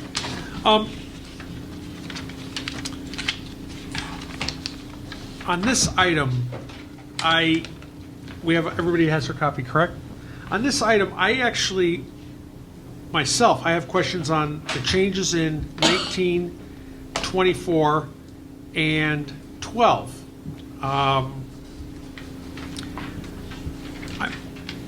going to ask Mr. Raymer, these changes that are highlighted, those weren't done by the law committee, those were done by the RTM on the floor. That's correct. And one, I mean, it's a very small point, but on paragraph 19, in the first line, not a little more than halfway across the line, appears the word donations, and an S was added. There should have been a yellow highlight there as well. Okay. And each of these are changes that were made by the RTM, and the RTM is looking for adoption of those changes by the BET. Okay. I don't know what else you would like me to tell you. No, I appreciate, I can tell you the whys, if that helps you any. You don't care about the other, but on paragraph 12, there was a concern expressed that the language of paragraph 12 should track the language of paragraph 44E and paragraph 48 of the resolutions. I don't have them in front of me, but I hope my recollection is correct. Which had a similar subject matter of the renting or leasing of town facilities, and for the sake of orderliness, they wanted language so that these three sections, which were parallel with each other, should have parallel language. To me, frankly, it didn't seem to the law committee that point was important, but apparently did to the RTM. on paragraphs 19 and 24, there was a piece of history there. There was a process under the gift policy. Gifts to the town require approval of the RTM unless it's an authorizing resolution. There was a period of time during which there was a series of small gifts being made to the Conservation Commission by a handful of conservation-minded citizens in town, and the RTM found itself getting irritated with the Conservation Commission and the RTM spending time and attention to approve $250 gifts and $500 gifts and things, and finally decided, we ought to have a standing resolution pre-approved at the time that the budget is approved, carving out a sum of money, and we should only be spending time to put propositions on the call of the RTM when these gifts exceed a certain amount, and below that amount, we'll just give prior approval in a blanket way. And so the proposal was made to have, initially the proposal in a prior language, it simply said, gifts to the Conservation Commission are hereby approved, and there was no dollar figure. And so any gift, no matter how great and no matter what the circumstances were, didn't seem to require approval of either the BET or the RTM. As we in the Law Committee reviewed that, we became uncomfortable with that, and we proposed language that set a figure of $5,000 as being a figure which above that it will require approval, below that will let the blanket resolution apply. Our language, our wording of that was perhaps imperfect, and the issue was raised with us by the Legislative and Rules Committee of the RTM, that they thought our language was unclear. Is this $5,000 in the aggregate for the Conservation Commission from any and all donors over the entire year, or are we talking about individual gifts? And they chose, rightfully or wrongfully, to reword it, that the $5,000 figure ought to apply.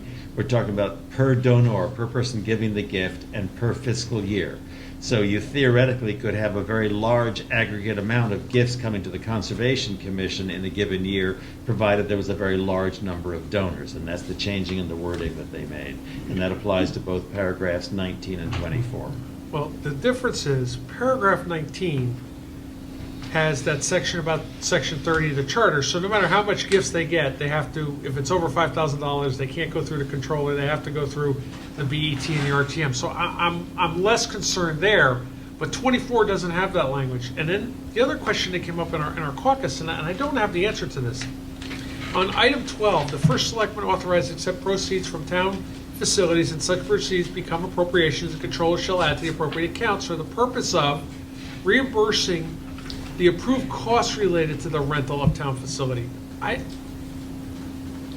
know that the office of the first selectman sets rental fees. That's your purview by charter. Board of Selectmen. Board of Selectmen. But I guess my question is, the approved costs, This was not language of the Law Committee. This is purely the language of the RTM. Leslie and I, as the Law Committee, made no contribution towards the creation of this language. Okay. The import of that language, this is just me speaking. I'm sorry that Gene isn't still here. He could be the legal wizard for this, but if you'll allow me just to speak to it since Gene isn't here, I would think the fair import of that language probably creates some aura of constraint on the Board of Selectmen to set rental fees that bear logical relationships such that the fees being charged do not exceed, at least not dramatically exceed, the actual cost for us to be operating the facility involved. or the other way, where the fees that are charged have to cover I don't the read the approved language. costs relating to operating a facility. I don't read the language that way. I mean, maybe I'm mistaken, but my reading of it is that the Board of Selectmen would be very much within their prerogative to charge a $500 fee for the rental of an asset which actually costs us $1,000 to own and operate, whereas the opposite would not be true if it costs us only $500 to own and operate. This language would appear to be something of a constraint on the first selectman. You can't charge us $1,000 for something which only costs you $500 to own and operate. But again, I didn't write the language, and Leslie didn't participate. Maybe Leslie would like to comment, I don't know. I'd just like to add, my add to this, that also, it could be limiting for things that, like, say, the sewer tax or other costs that normally get reimbursed by these entities to whom we lease, that this may now limit it to, approved costs related to the rental, not necessarily some of the other services or costs that the town bears otherwise. I found that these, and I could speak to the other items too, changed the intent of what we had approved at the law committee. Right. Let me just ask Roland. This is supposed to kind of mirror the Board of Education, where they're saying, we don't know how many times someone's going to rent a facility from us. So it's hard for us to budget how much overtime for custodians we need, and things like that.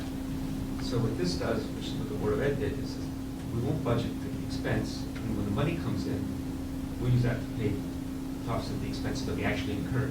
So if there's no rentals, then there's no expense and no revenue. But if there's a lot of activity, they then have the money to do this. I would think here's where I see this. And I know these resolutions have to be in place by the start of the fiscal year, but I would think resolution 12, 19, and 24, I really would, I know you're having a law committee anyway, I would look for a motion that those three, not 44, 40, or 11, those are fine, but I think those three we need to run them by town law department. And actually, I might even reach out to some of the authors in the RTM, because I'm just not clear what I'm seeing there. I don't. We are your humble servant. We will No, do I whatever don't. you I don't want us mean it to that do. way. Yeah. Peter Tessie. Just from a practical point of view, I do not know the original origins of the resolution. I met with Mary Ferry on this because she thought there was a redundancy when it first surfaced, and she came in the day of the budget meeting and actually brought it to my attention. I can tell you from a practical point of view, the only time that our office gets involved with rental of facilities specifically is if a organization wants to hold an event here at Town Hall and it is on a Sunday when the building is closed. It requires us to bring in a custodian to open the building. There's limited access. That custodian has minimum costs per the contract. The organization is required to reimburse the town for those expenses. So they may be here for an hour, there may be a minimum of 3 hours, they have to pay the 3 hours. There are only two groups that I'm aware of where this comes into play. Specifically, we do the annual Israeli Independence Day flag raising. That event takes place outside, but if it rains, they may need the vestibule of the town hall. So we say to them, well, we're going to have to charge you, and they pay some amount, $400, $369.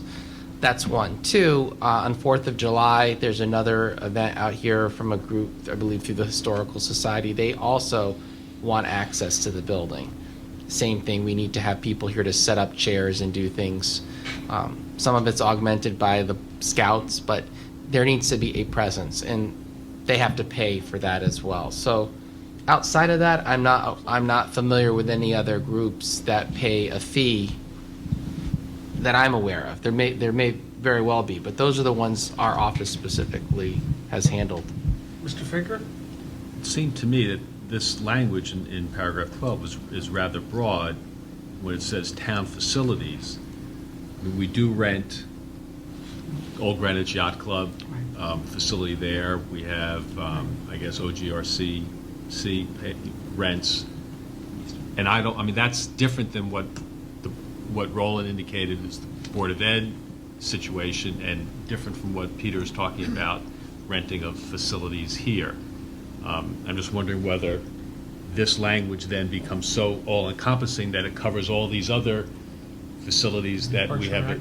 Parks and Rec rents a lot of facilities. Yeah. I mean, I would tell you from a management point of view, the fees that are established for rental of facilities are ones that the Department of Parks and Rec, in most cases, has oversight, and they spend a considerable amount of time assessing costs associated with use, what's out there in the market for other towns and things. And in no way do we want to usurp or take on that responsibility. So in terms of this, again, I was just as surprised as perhaps you were to see it. I asked for an explanation. I got that one in terms of if it's a catch-all. If there are instances when we do have to charge, and Roland, correct me if I'm wrong, but that's what I was told, that this gives that mechanism. We get the money anyway and we run it up to Treasury, but this, I guess, formalizes it. This seems like becomes too limiting. Right. Yeah. I mean, if there were an opportunity for a movie production company to rent in a Sarton Cottage, why wouldn't we perhaps try to get a higher rate? Exactly. Opportunity cost-wise. I mean, this may limit us just to what the costs are. Yeah, that's what I say. All this, when you start talking about fees, that's in your office. That comes out of your office. No, the fees for services, for programs, comes through the Board of Selectmen. The rental, are stipulated usually through lease or rental agreements. And those, again, are all established through, initially, the department that has oversight for the facility. Most of them are in the hands of Parks and Rec. Yes, this building falls under Public Works, and specifically our office does take responsibility for this, but it's very limited, that I'm aware of. I'm not sure that this paragraph applies just to facilities that are rented with the authorization of your board. The fact that the payment is supposed to flow through your office, as I read the paragraph talks about rental of the use of town facilities. It means all town facilities, not just limited to the couple that you end up dealing with your specific consent. And there's several paragraphs here that talk about funds. The first selectman is authorized to receive these dollars and those grants and this and that. But don't mistake this paragraph as talking only about the ones that. That well, your board the is- new one, I'm very intimately aware of the others and why they're there. If Peter has a question on it or an unclarity, I think that's all the more reason. Items 12, 19, and 24, I would entertain a motion that items 12, 19, and 24 go back to your committee for a review. Not just in legal, but what was the intent? I didn't. Leslie and I, as brilliant as we are, won't be able to decipher for you what was the intent of the draftsman, because we're not the draftsman. I'm a little fuzzy here. Maybe I could get some help either from Mr. Mynarski or from Mr. Geiger. This is a resolution that was approved by the RTM. When we render bills in late June for fiscal year starting July 1st, our authority to render bills and things is based upon these resolutions. I'm not quite sure what we can do. If I have certain resolutions which we, as a law committee, don't approve of, meaning RTM passed resolutions, I guess, help me out, I guess I can, on our recommendation, we can come back to the BET at the June meeting and choose not to ratify these three paragraphs. And I suppose at that point, these three resolutions, 12, 19, and 24, are no longer part of the resolutions, but the rest of the resolutions stand, so we still have authority to render bills and to collect taxes. That is correct. Is that how that works? From a very good source. Okay. I checked. Okay, I don't know who that source is, but it sounds like he's a good source. All right, so this is not an undoable thing. We're not talking about a setting where we go into chaos where we're rendering bills but have no resolutions to authorize it. In prior years, certain resolutions have been carved out because the RTM made a change, the BET didn't agree with, the BET then made a change and took them back to the RTM in prior years. Not the whole set of resolutions, but certain resolutions. Well, the hypothetical posed by my colleague, Mark to my left here, I thought was a very convincing hypothetical. I agree perfectly with 12. Could we, before we do this, have a little dialogue about 19 and 24? Because I'm not quite sure I'm seeing the concern of the chair. The Conservation Commission in the past was allowed to take up to $5,000 a year. The Conservation Commission in the past was authorized by the resolution that we've been using for several years to take donations in any amount. The $5,000 new language was the creation of the Law Committee, Leslie and I, except that the RTM reworded it. And by the way, you as a BET at your March meeting adopted the resolution with the 5,000 limitation, but with the wording that the RTM was not very happy with. The wording that they felt was unclear as to was it gifts in the aggregate per year from all donors or per donor. And so they wished to make it explicit that they are looking, that the Conservation Commission is authorized to accept gifts from the general public, but no more than $5,000 in any fiscal year from any single donor. I'll reiterate my point again. This is new, not the 5,000, and as I said, 19 has section 30 of the charter, so that limits how the appropriation, but 24 does not have that. Being that they both have the same consistent language, I have the same consistent question. So my point is, if we choose not to do that, that's fine. I will vote against the corrections from the RTM, because, I've seen this before, and resolutions are very, very important. So, obedient to my leader, I will, unless Leslie has objection, we as a law committee will gladly take a fresh look at 12, 19, and 24. I don't know if that requires a vote of this body.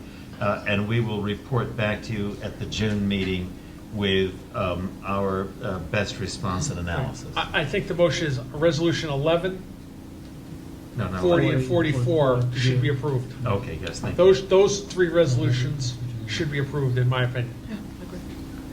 So why don't we start with that? Mr. Finger, do you have a motion for? I make a motion that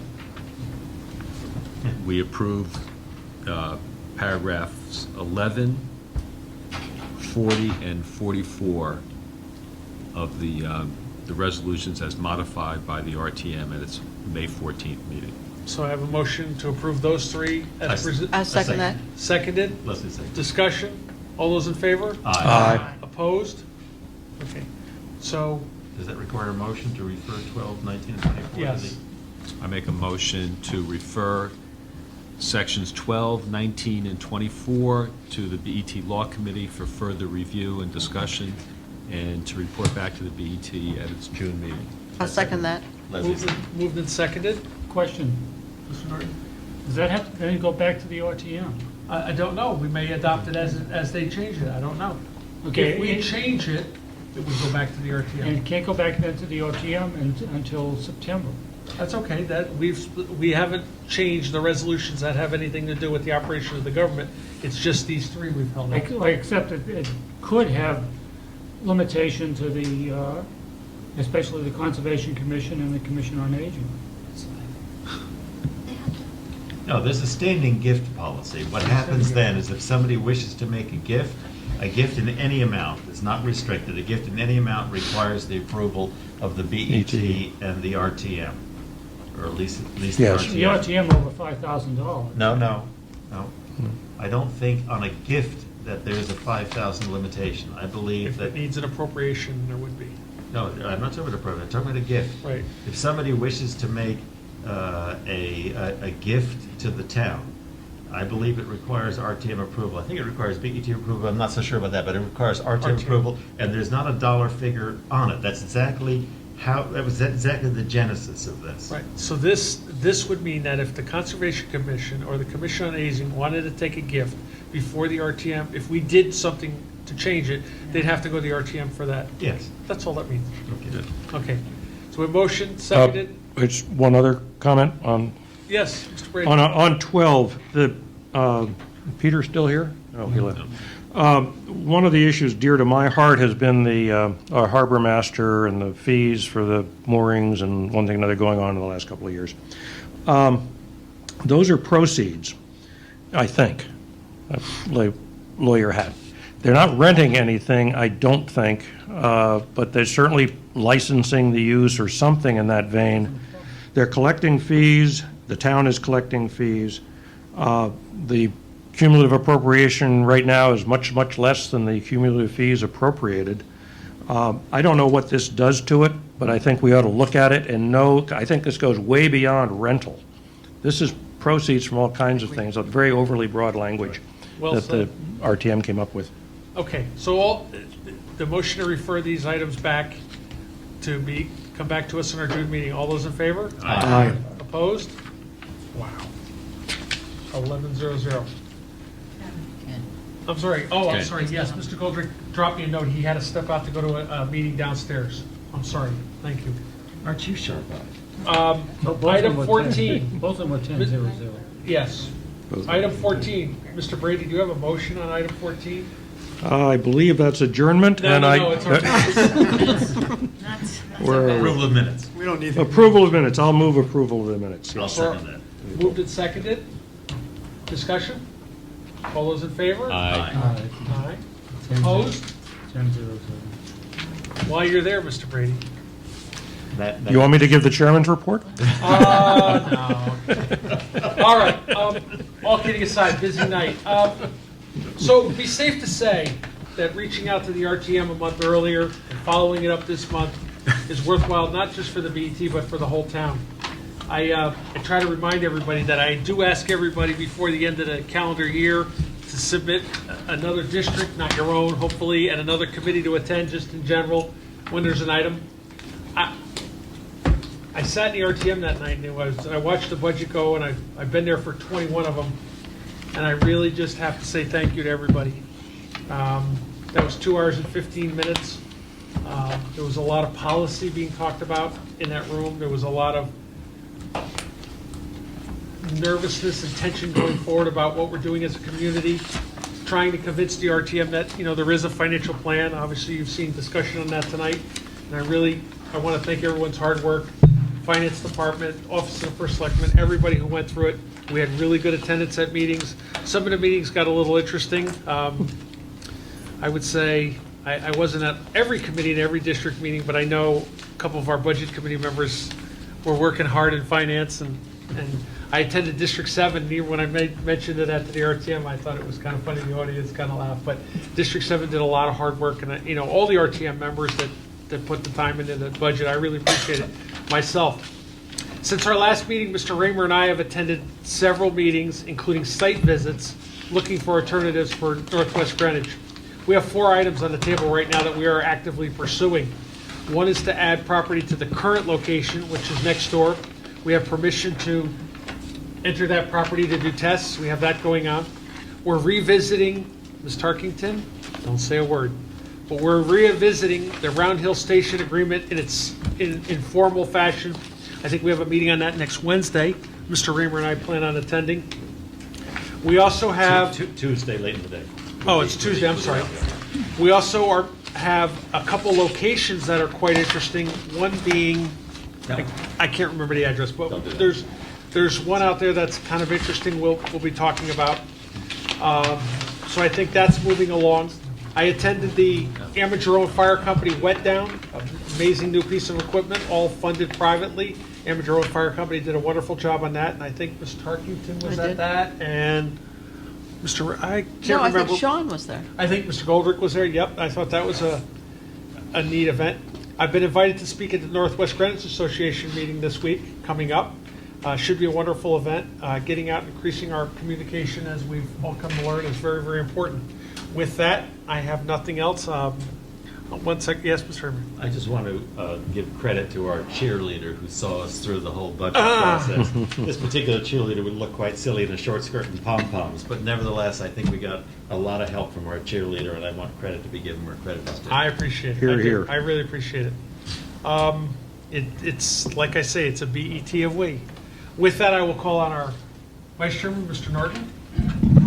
Yes, Mr. Chairman, I'd like to compliment you on the success and approval that you had last Monday night. I'm sorry I wasn't able to join you, but, I do have another life, and as I've indicated, I'm an institutional investor, and I've got to attend some meetings, so that I was in St. Louis, but my congratulations to the acceptance and approval of your first budget by the RTM. Thank you very much. Our clerk. Ditto. Congratulations. Ditto. Thank you very much. Mr. Brady, now that you've done your chairman's report.